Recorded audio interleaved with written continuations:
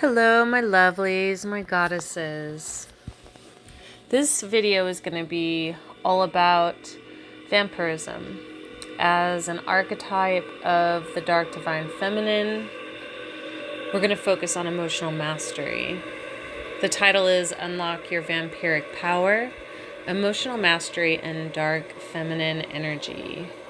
So it's been a while since I've talked about vampirism as part of my personal journey. But I have talked about it in depth, always in human terms.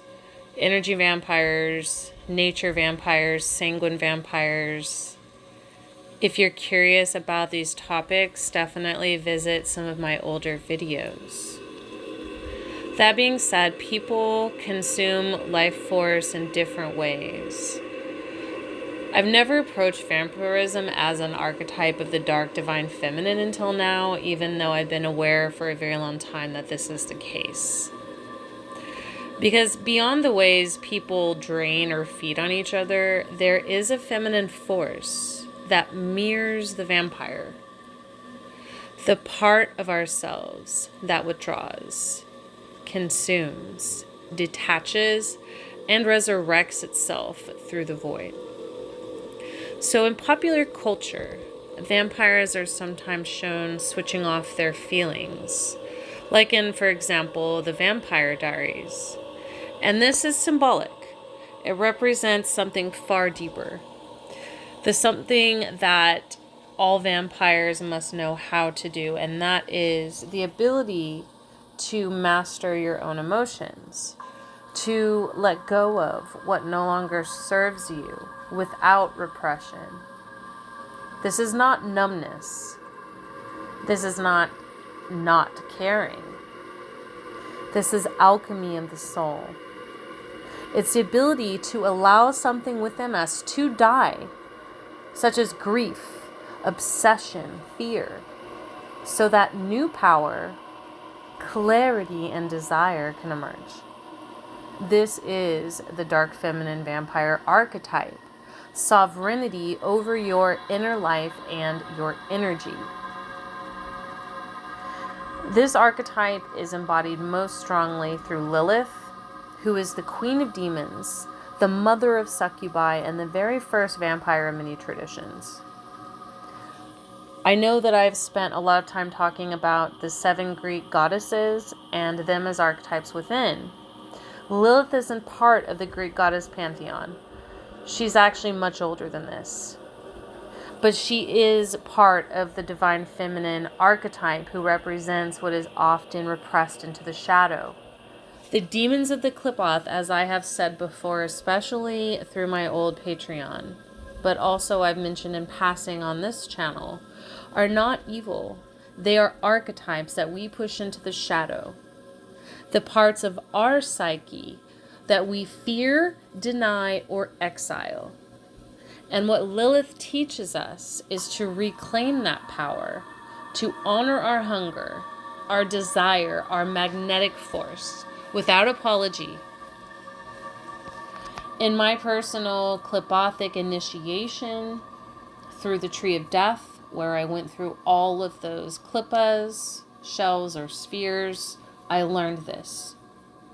The soul undergoes what is called the Qliphothic descent, or collapsing into a dark star, a black hole essentially.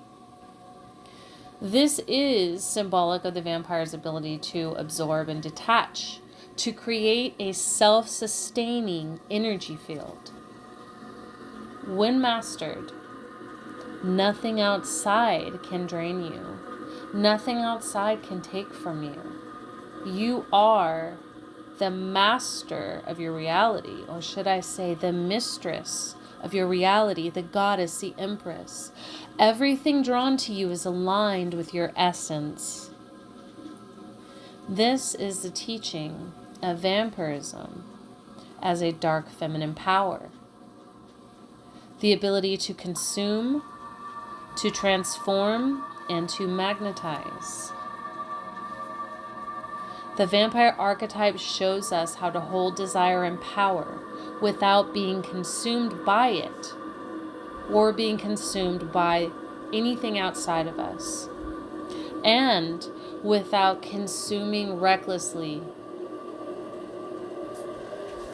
The strengths of this archetype are rarely discussed. In fact, I don't think I've ever heard it discussed before me bringing it up. But it is of emotional sovereignty, energetic discernment, and natural magnetism. Yet, like all forces, it carries a shadow. When it's unintegrated, it can become parasitic or chaotic. However, when integrated, it becomes the ultimate expression of feminine power. Ironic, isn't it? What we fear and push into the shadow is what becomes unhinged and causes harm. But when we integrate that raw power, we create a magnetic gravitational pull that draws life, love, and opportunity effortlessly. I've spoken about people manifesting vampire energy in human form, but rarely about vampirism as a sacred archetype of the dark divine feminine. But this archetype is so powerful. She teaches us that the parts that we fear, especially our hunger, our shadows, our desire, are often the very sources of our strength and magnetism.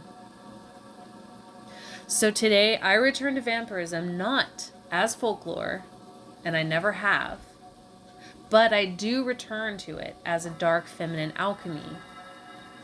The archetype of Lilith within the Qliphoth, the vampire. These are all invitations to reclaim the power we've exiled into the shadows of the abyss.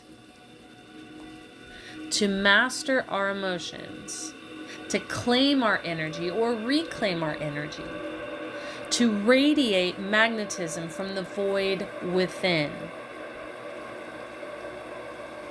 If this resonates, if you're ready to see where your energy is blocked, where your magnetism is being drained, I cordially invite you to take my free goddess assessment. If you have not already, it's totally free, and it will reveal where you're holding back, where your dark feminine power is being stifled, and what is keeping you from stepping into the fullness of your goddess sovereignty. And the beauty is, once you know where your blocks are, which this assessment will identify for you for free, my masterclass, Goddess Alchemy, Awaken Your Dark and Light Feminine, will teach you how to release these blocks, how to integrate your shadows, and how to awaken not just your dark, but the fullness of your light feminine magnetism as well. Links to both the free goddess assessment and the masterclass are in the description of this video. The light births life. The dark decides who survives.